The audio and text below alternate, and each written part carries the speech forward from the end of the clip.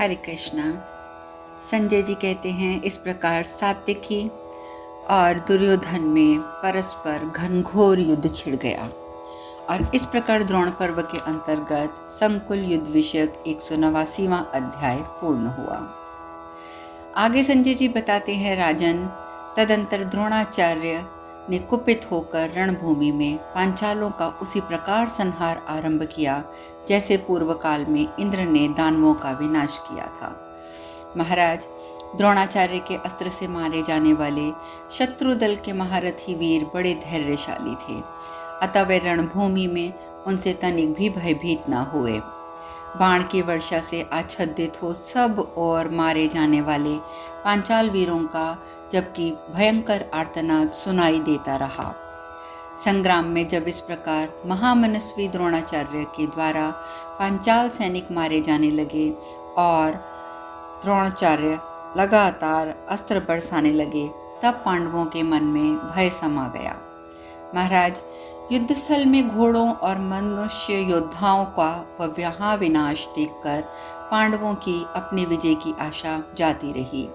वे सोचने लगे, जैसे ग्रीष्म ऋतु में प्रज्वलित अग्नि सूखे जंगल को भस्म कर देती है, उसी प्रकार अस्त्रों के ज्ञाता द्रोण कहीं न कहीं हम लोगों का संहार कर ही डालेंगे। रणभूमि में दूसरा कोई योद्धा उनकी ओर देखने में समर्थ नहीं है, युद्ध करना तो बहुत दूर की बात है। और धर्म के ज्ञाता अर्जुन कदापि उनके साथ मन लगाकर युद्ध नहीं करेंगे। कुंती के पुत्रों को द्रोणाचार्य के बाणों से पीड़ित और भयभीत देखकर बुद्धिमान भगवान श्री कृष्ण ने अर्जुन से इस प्रकार कहा, पार्थ, ये द्रोणाचार्य संपूर्ण धनुर्धरों में श्रेष्ठ है। जब तक इनके हाथ में धनुष रहेगा तब तक इन्हें युद्ध में इंद्र सहित संपूर्ण देवता भी जीत नहीं सकते। जब ये संग्राम में हथियार डाल देंगे तभी मनुष्यों द्वारा मारे जा सकते हैं। अतः पांडवों, गुरु का वध करना उचित नहीं है। इस धर्म भावना को छोड़कर उन पर विजय पाने के लिए यत्न करो, जिससे सुवर्णमय रथ वाले द्रोणाचार्य तुम सब लोगों का वध न करें। मेरा विश्वास है कि अश्वत्थामा के मारे जाने पर वे युद्ध नहीं कर सकते। कोई मनुष्य उनसे जाकर कह दे कि अश्वत्थामा मारा गया है। राजन, कुंती पुत्र अर्जुन को ये बात अच्छी नहीं लगी, किंतु अन्य सभी लोगों को ये युक्ति पसंद आई। केवल कुंती नंदन युधिष्ठिर बड़ी कठिनाई से इस बात पर राजी हुए। राजन, तब महाबाहु भीमसेन अपनी ही सेना के एक विशाल हाथी को गदा से उन्होंने मार गिराया, जिसका नाम अश्वत्थामा था। शत्रुओं को मत डालने वाला वह भयंकर गजराज मालवा के राजा इंद्रवर्मा का था। उसे मारकर भीमसेन लजाते लजाते युद्ध स्थल में द्रोणाचार्य के पास गए और बड़े जोर से बोले, अश्वत्थामा मारा गया। अश्वत्थामा नाम से विख्यात हाथी मारा गया था, उसी को मन में रखकर भीमसेन ने वह बात कही थी। भीमसेन का वह अत्यंत अप्रिय वचन सुनकर द्रोणाचार्य मन ही मन शोक से व्याकुल होकर सन्न रह गए। जैसे पानी पड़ते ही बालू गल जाता है, उसी प्रकार उस दुखद संवाद से उनका सारा शरीर शिथिल हो गया। फिर उनके मन में ये संदेह हुआ कि ये संभव है, ये झूठी बात हो, क्योंकि वे अपने पुत्र के बल पराक्रम को जानते थे। अतः उसके मारे जाने की बात सुनकर उन्होंने अपने मन को धैर्य से विचलित नहीं होने दिया। उनके मन में बारंबार ये विचार आया कि मेरा पुत्र तो शत्रुओं के लिए असहाय है। अतः क्षण भर में ही सचेत होकर उन्होंने अपने आप को संभाल लिया। तत्पश्चात अपने मृत्यु स्वरूप धृष्टद्युम्न को मार डालने की इच्छा से वे उस पर टूट पड़े और कंकपत्र युक्त सहस्त्रों बाणों द्वारा उसे आच्छादित करने लगे। प्रजानाथ, जैसे वर्षा काल में मेघों की घटा से आच्छादित हुए सूर्य कहीं दिखाई नहीं देते हैं, उसी प्रकार उन बाणों से ढके हुए महारथी द्रोण को भी हम लोग देख नहीं पा रहे थे। तब शत्रुओं को संताप देने वाले द्रोणाचार्य ने पांचालों के उन बाण समूहों को नष्ट करके शूरवीर पांचालों के वध के लिए अमर्ष युक्त होकर ब्रह्मास्त्र प्रकट किया। तदंतर संपूर्ण सैनिकों का विनाश करते हुए द्रोणाचार्य की बड़ी शोभा होने लगी। उन्होंने उस महासंभर में पांचाल वीरों के मस्तक और सुवर्ण भूषित परिज जैसी मोटी भुजाएं काट डाली। सम्रांगण में द्रोणाचार्य के द्वारा मारे जाने वाले वे पांचाल नरेश आंधी के उखाड़े हुए वृक्ष के समान धरती पर बिछ गए। भरत नंदन धाराशायी होते हुए हाथियों और अश्व समूहों के मांस और रक्त के कीच से वहां भूमि पर चलना फिरना असंभव हो गया। उस समय पांचालों के 20,000 रथियों का संहार करके द्रोणाचार्य युद्ध स्थल में धूम रहित प्रज्वलित अग्नि के समान खड़े थे। प्रतापी भरद्वाज नंदन ने पुनः पूर्वित कुपित होकर एक भल्ल के द्वारा वसुदान का मस्तक धड़ से अलग कर दिया। इसके बाद मत्स्य देश के 50 योद्धाओं को, संजय वंश के 6,000 सैनिकों को, 10,000 हाथियों का संहार करके पुनः 10,000 घुड़सवारों का भी उन्होंने सफाया कर दिया। इस प्रकार द्रोणाचार्य को क्षत्रियों का विनाश करते देख उद्दत्त अग्निदेव को आगे करके बहुत से महर्षि वहां आए। विश्वामित्र, जन्मादग्नि, भरद्वाज, गौतम, वशिष्ठ, कश्यप और अत्रि, ये सब लोग उन्हें ब्रह्मलोक में ले जाने की इच्छा से वहां पधारे। साथ ही सिकत, कृष्ण, गर्ग, सूर्य की किरणों का पान करने वाले बालखिल, भृगु, अंगीरा, अन्य सूक्ष्मधारी महर्षि भी वहां आए। उन सब ने संग्राम में शोभा पाने वाले द्रोणाचार्य से कहा, द्रोण, तुम हथियार नीचे डालकर यहाँ खड़े हुए हम लोगों की ओर देखो।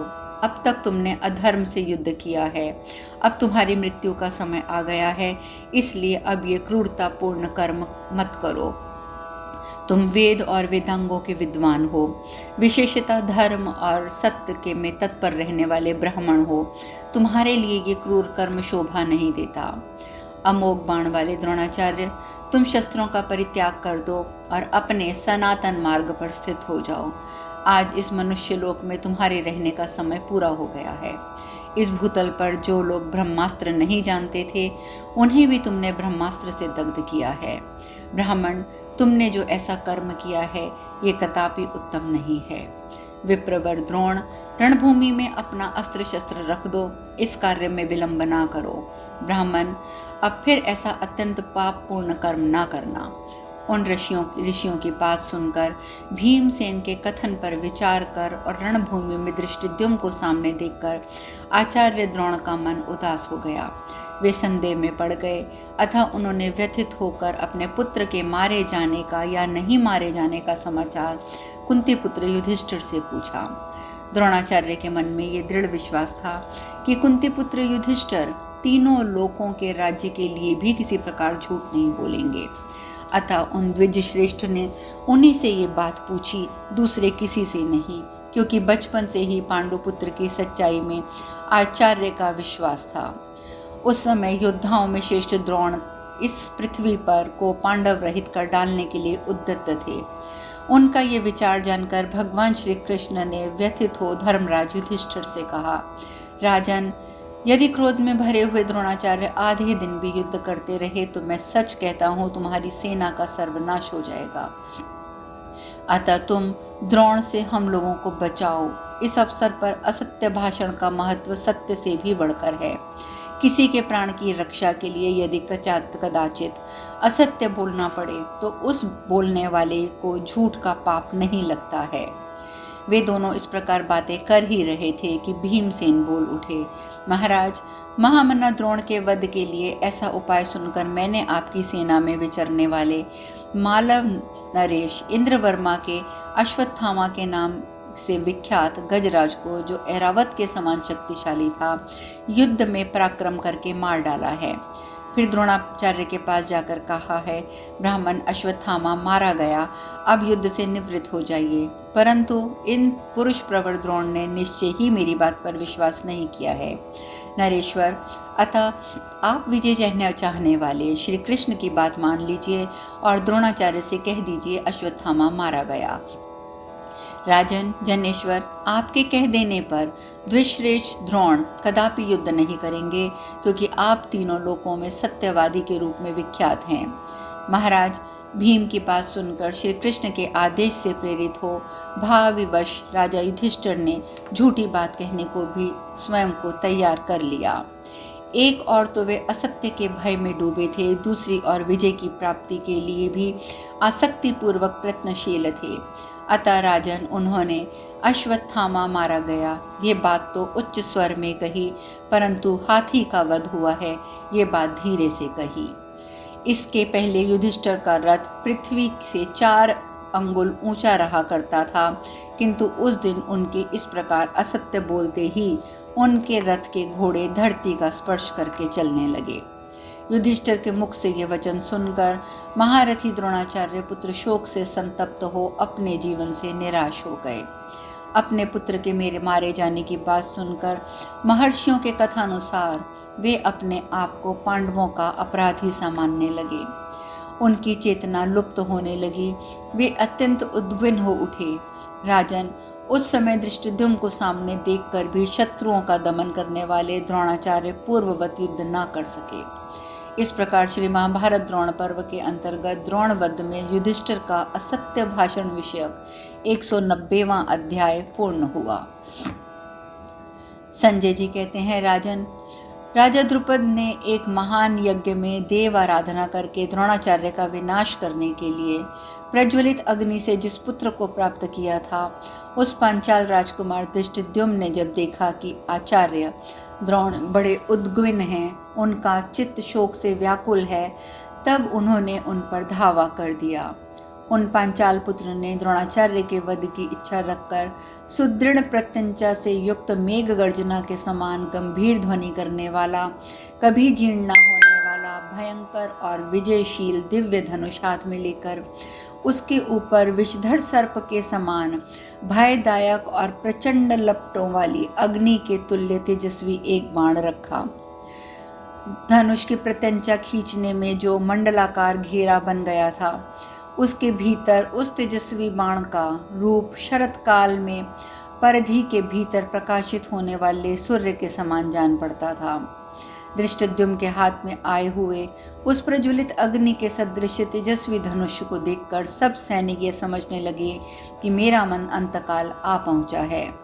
द्रुपद पुत्र ने के द्वारा उस बाण को धनुष पर रखा गया देख प्रतापी द्रोण ने भी ये मान लिया कि अब इस शरीर का काल आ गया है।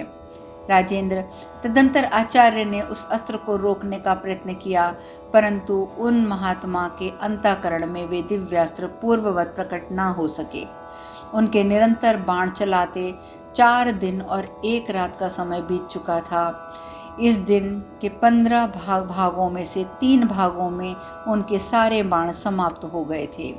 बाणों के समाप्त हो जाने से पुत्र के शोक से पीड़ित हुए द्रोणाचार्य नाना प्रकार के दिव्यास्त्रों को प्रकट न होने से महर्षियों की आज्ञा मान के अब हथियार डाल देने को उद्यत हो गए।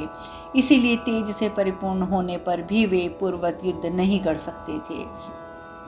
इसके बाद द्रोणाचार्य ने पुनः अंगिरस नामक दिव्य धनुष और ब्रह्मदंड के समान बाण हाथ में लेकर धृष्टद्युम्न के साथ युद्ध आरंभ किया। उन्होंने अत्यंत कुपित होकर अमर्ष में भरे हुए धृष्टद्युम्न को अपनी बाण वर्षा से ढककर उन्हें शक्त विषप्त कर दिया। इतना ही नहीं, द्रोणाचार्य ने अपने तीखे बाणों द्वारा धृष्टद्युम्न के धनुष के सैकड़ों टुकड़े कर डाले, सारथी को मार डाला। तब धृष्टद्युम्न ने हंसकर फिर दूसरा धनुष उठाया और आचार्य की छाती में गहरी चोट पहुंचाई। युद्ध स्थल में घायल होकर भी धनुर्धर द्रोण ने बिना किसी घबराहट के तीखे धार वाले भल्ल से पुनः उनका धनुष काट दिया। प्रजानाथ, धृष्टद्युम्न के जो बाण तरकस और धनुष आदि थे, उनमें से गदा और खड्ग को छोड़कर शेष सारी वस्तुओं को दुर्गज द्रोणाचार्य ने काट डाला। शत्रुओं को संताप देने वाले द्रोण ने कुपित होकर क्रोध में भरे हुए धृष्टद्युम्न को 9 प्राणांतकारी तीक्ष्ण बाणों से बींध डाला। वायु के समान वेगशाली, कबूतर के समान रंग वाले और लाल घोड़े परस्पर मिलकर जैसे शोभा बढ़ाते हैं, उसी प्रकार उनके रथ आपस में शोभा बढ़ाने लगे। जैसे वर्षा काल में गरजते हुए विद्युत सहित मेघ सुशोभित होते हैं, उसी प्रकार मुहाने पर परस्पर मिले हुए घोड़े शोभा पा रहे थे।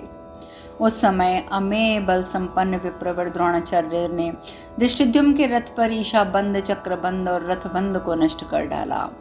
धनुष, ध्वज, सारथी के नष्ट होने पर विपत्ति में पड़े पांचाल राजकुमार वीर धृष्टद्युम्न ने गदा उठाई।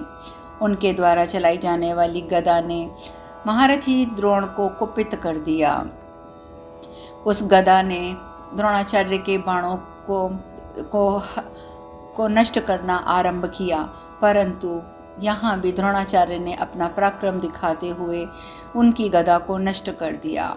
पुरुषी धृष्टद्युम्न ने 100 चंद्राकार युक्तों से चिन्ह युक्त चमकीली ढाल और चमकती हुई अब तलवार हाथ में ले ली। इस अवस्था में पांचाल राजकुमार ने ये संदेह ठीक मान लिया कि अब आचार्य प्रवर महात्मा द्रोण के वध का समय आ गया है। उस समय उन्होंने तलवार और 100 चंद्र वाली ढाल लेकर अपने रथ की ईशा के मार्ग से रथ में बैठे हुए द्रोण पर आक्रमण कर दिया। तत्पश्चात महारथी धृष्टद्युम्न ने दुष्कर कर्म करने की इच्छा से उस रणभूमि में आचार्य द्रोण की छाती में तलवार भोंक देने का विचार किया। वे रथ के जुए में बीच में ठीक बीच में बैठ गए। जुए के बंधनों पर और द्रोणाचार्य के घोड़ों के पिछले भागों पर पुनः उन्होंने पैर जमाया और खड़े हो गए। उनके इस कार्य की सभी सैनिकों ने प्रशंसा की। वे जुए के मध्य भाग और घोड़े की पीठ पर पैर रखकर खड़े हो गए और इस अवस्था में द्रोणाचार्य को उनके ऊपर प्रहार करने का कोई अवसर भी दिखाई नहीं देता था। ये एक बहुत अद्भुत सी बात थी। द्रोणाचार्य ने लाल घोड़ों को बचाते हुए रथ शक्ति का प्रहार करने वाली बारी बारी से कबूतर के रंग वाले सभी घोड़ों को मारना आरंभ कर दिया। तदंतर श्री कृष्ण और अर्जुन शत्रु सेना पर टूट पड़े। उस समय अर्जुन ने श्री कृष्ण से कहा, केशव देखिए, सात्विकी आचार्य की रक्षा करने वाले मुख्य महारथियों के बीच में अकेला ही खेल रहा है। वृष्णिवंश का यश बढ़ाने वाला सात्विकी उत्तम शिक्षा से युक्त होने पर भी अभिमान शून्य होकर महारथियों के साथ क्रीड़ा कर रहा है और उन्हें अभिनंदित कर रहा है और दोनों दलों के समस्त योद्धाओं के बीच इसके वीरोचित कर्मों से प्रभावित हो इसकी प्रशंसा की जा रही है। इस प्रकार श्री महाभारत द्रोण पर्व के अंतर्गत द्रोणवध पर्व में संकल युद्ध विषयक 191वां अध्याय पूर्ण हुआ। अब शेष कथा कल। हरे कृष्णा।